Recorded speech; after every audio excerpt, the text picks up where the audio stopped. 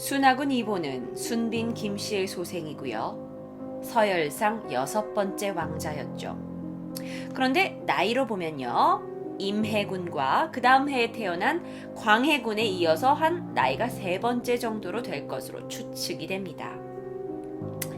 임진왜란이 일어났을 당시에 장인 황혁 등과 함께 근황병을 모집하기 위해서 강원도로 갔어요. 근데 그런 점을 봐서 이 사람이 이제 16살보다는 좀 적다고 보긴 힘들다고 해요. 자, 왜군이 강원도에 진입을 했습니다. 그랬더니 왜군이 강원도에 진입을 하자 임해군이 있던 함경도로 그가 피난을 하게 돼요. 그런데 그곳에서 그 사람들의 재산을 강탈하기도 하고 폭행이 너무 심했던 거예요. 그래서 국경에 있던 사람들한테 잡혀서 외장 가토에게 포로로 넘겨지는 굴욕을 당하기도 해요. 한 나라의 왕자가 이 나라의 사람들한테 잡혀가지고 자신의 나라 사람들 잡혀가지고 외장한테 그냥 넘겨지는 거죠. 자, 그러다가 왜군과의 협상 후에 포로로 풀려나게 됩니다. 그러고 신계라는 곳에서 한동안 머물게 되죠. 그런데 이 순하군이 그곳에서 또 수많은 사람들한테 임으로 형별을 하고 막 하면서 좀 이제 많은 문제를 일으켜 트러블 메이커였던 거예요. 그러다가 1597년 정원 이이첨이 선조 임금에게 파직을 요청하기에 이릅니다. 자, 그러면 순하군은 어떤 사람이었냐? 어렸을 때부터 그렇게 성격이 괴팍했대요. 그런데 이게 단지 그 심리 현상에서만 오는 일탈 행동뿐이 아니라 정말 약간 뇌 이상 증상에서 오는 어떤 그 신체적인 것도 있었던 거라고 추측이 돼요. 근데 그때 당시에 조선시대 당시에 그거를 의료 수준으로 판단하긴 좀 힘들었겠지만 어렸서부터 이상 증상을 보인 만큼 좀 어렸을 때부터 여러 가지 의학적인 조치가 있었으면 괜찮지 않았을까, 또는 약간 다른 사람들과의 접촉을 좀 차단했다면 괜찮지 않았을까 했지만 조선시대에서는 그런 걸 생각 못했을 수도 있겠죠. 그런데 또 선조 임금이 순하군을 엄청 감싸준 거예요. 못난 자식이면 좀 더 부모님이 마음이 가듯이 엄청 감싸주기만 한 거야. 그래서 그런지 임난이 끝난 1599년부터 그가 무차별적으로 살인을 일삼기 시작합니다. 1599년. 자, 이제 이 순하군의 약간 이 광적인 살인이 많이 소문이 나면서 이제 내신들이 굉장히 많은 글을 올려요. 순하군은 이건 파직해야 된다. 순하군이 강가에 나가 살면서 이웃 사람을 죽였어요. 그런데 그냥 죽이는 거야. 동네 사람들 자기 마음에 안 들면 죽여버려. 그런데 동네 사람들조차도 신고를 못 해요. 굉장히 많은 기록에 그가 살인을 여러 차례 했어요. 근데 도대체 한두 명을 살해한 게 아니에요. 한두 명을. 그런데 이 살인이 굉장히 이 실록이나 여러 가지 비망록에도 다 나와 있는데도 불구하고 선조는 이것은 다 못난 아비 탓입니다 라고 하고 순하군의 파직을 받아들여주지 않는 거죠. 그러다가 순하군이 자신의 어머니 공빈 김씨를 모시고 있던 궁녀를 겁탈하는 사건이 발생합니다. 막 가는구만. 자, 자신의 어머니를 모시고 있던 궁녀를 겁탈했어. 그러니까 이거는 아무리 선조 임금님이라고 해도 이거는 도대체 받아들여지지가 않는 거야. 그냥 용서해 줄 수 있는 게 아닌 거야. 왜냐면 조선시대에서는 살인보다 더 폐륜 또는 강상죄, 부모나 남편을 살해한 거, 부모를 내가 무시한 거, 노비로서 주인을 죽인 거, 내가 관에 있는 낮은 급이 높은 급을 죽인 거, 이런 게 가장 큰 문제였기 때문에 중대 범죄로 이게 취급이 되는 거예요. 그런데 순하군은 왕이 총애하는 왕자죠. 그래서 벌을 받긴 받지만 수원으로 유배되는 가벼운 형벌만을 받습니다. 그런데 순하군이 수원에 내려갔는데 와 진짜 멈추질 않아요. 막 근데 여전히 자기는 뭐 살인 몇 번 저질렀는데 왕의 아들이고 뭐 내가 뭐 궁녀 겁탈했는데 뭐 기껏해야 나 여기 수원으로 유배 오고 그러면서 각종 폐악질을 멈추지 않는 거죠. 자기가 그냥 마음에 들지 않으니까 그 수원 그 도성 내 뭐 이렇게 낮은 직급의 향리라고 부르는 그 공무원한테 자기가 직접 곤장을 때리고 고문을 해서 직접 자기가 사망하게 한 사건도 발생해요. 그러니까 자기가 혼자 죽이는 게 아니야. 그냥 너 이 나쁜 놈 너 고문해야 돼 하면서 자기가 고문하면서 직접 죽여버리죠. 자, 이에 이제 나라 신료들이 이 사건들을 듣고 와 얘는 진짜 유배만으로는 안 되겠다 해서 가택연금이라는 처벌을 내리게 돼요. 그런데 순하군이 가택연금을 당하면 뭐해? 문 부수고 그냥 나가버려요. 문을 다 잠가두거든요 이렇게. 근데 자기가 문 부수고 나가서 자기가 그냥 걸리는 사람들 잡아서 자기가 직접 형장을 치고 수차례나. 자, 그의 범죄 행위가 얼마나 심했는지 보여주는 한 사건이 있어요. 1601년 2월 당시 한 무녀가 있었다고 합니다. 근데 그 무녀는 남편이 맹인이었어요. 그런데 이제 이 무녀도 먹고 살아야 되잖아. 그래서 장석을 씨라는 사람 집에서 역병을 쫓기 위한 굿을 하고 있었던 거예요. 시끄럽게 막 굿을 하고 있었어. 막 종을 치면서. 그런데 술에 잔뜩 취한 순하군이 우연히 장석을 씨의 집에 들리게 되는 거죠. 그런데 뭐 이렇게 시끄러워? 내가 니네 집 오는 거 몰라?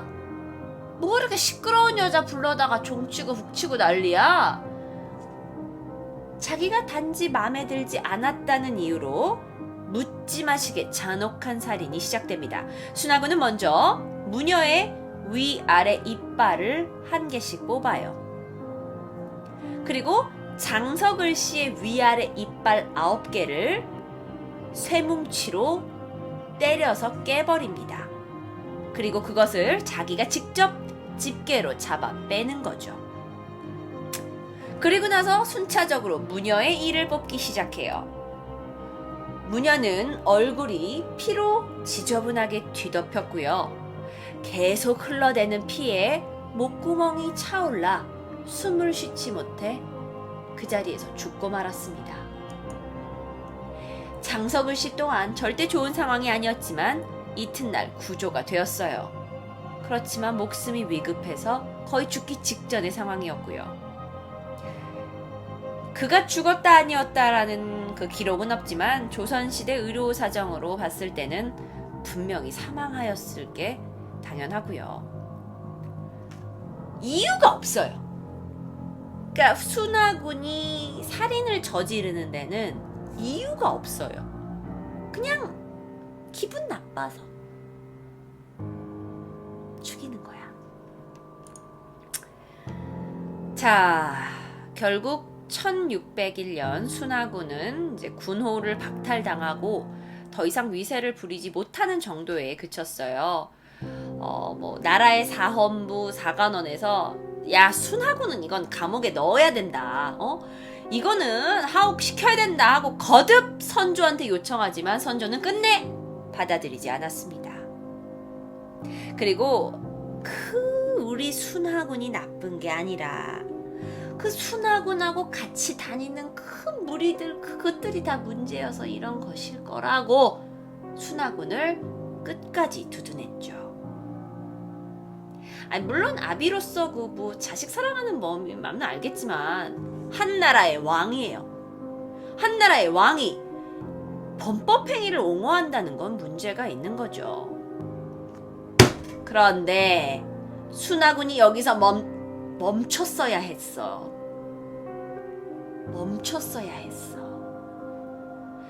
자, 실록에 따르면 순하군이 남대문 밖에 있는 인가에 살고 있었대요. 그런데 그 인가는 큰 길 가운데 있어서 이제 사람들이 소문이 나니까 그 길을 이제 가까이 가지 않는 거야. 순하군이 막 보이는 족족 죽여버리니까.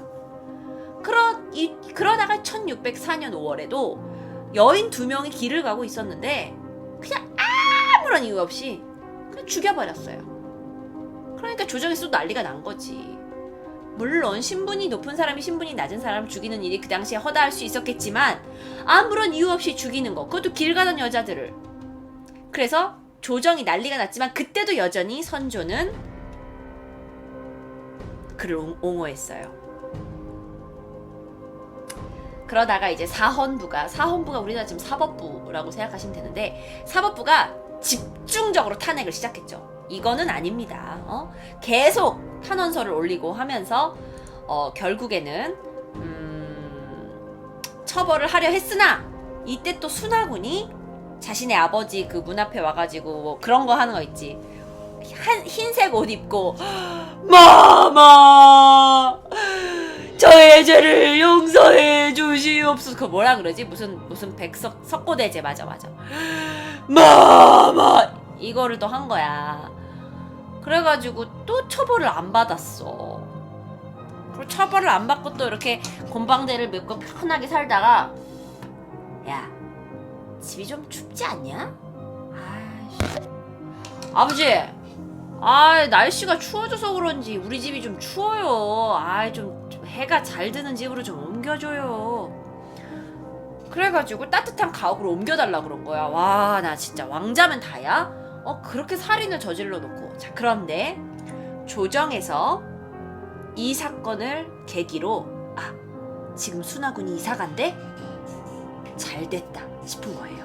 그래서 이 순하군의 부탁을 들어주는 척 순하군이 이사를 갈 때 재빨리 그 집에 문을 다 패해버리고 완전 그 가옥에서 나오지 못하게 만들어버린 거예요. 봉쇄해버린 거예요.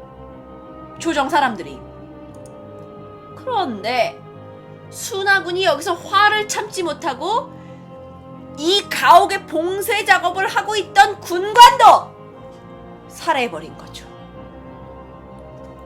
이거는 악질 중에 악질이에요. 살인과 뭐 각종 폭행을 일삼는 이 순하군. 하지만 그는 아무런 처벌도 받지 않았죠. 그런데 1607년 3월 순하군의 나이 30대. 그가 맨날 술만 마시고 행패를 부리고 성질 더럽고 해마다 최소 10명 이상의 사람을 죽이고 그랬던 그가 돌연 사망합니다. 돌연 사망해요. 직접 살해된 희생자만 40여 명이 넘는데요. 그리고 1599년부터 1603년 죽기 전에 이제까지 그 순하구에 대한 상소가 정말 절정을 이루었다고 합니다. 하지만 그는 30대 돌연 사망하게 되고 그 조선에서 이렇게 뭐랄까요, 그 일반 국민에 대한 그 약간 생명의 존중에 대한 게 너무 멸시당했던 게 아닌가라는 생각이 들고, 정말 어쩌면 지금 시대와는 너무나 다른 이야기잖아요. 그때 당시엔 신분 제도가 있었고 지금은 우리가 신분에 높고 낮음은 없지만 정말 없는 건지는 한번 생각해 볼 문제인 것 같기도 하고, 그가 어떤 공권력 또는 왕권력, 권력을 가지고 휘둘렀던 그 살인이 어쩌면 일찍 생을 마감하는 것으로 벌을 받은 게 아닌가라는 생각이 드는 이야기였습니다. 지금까지 조선시대 연쇄살인마 토요 미스테리였습니다.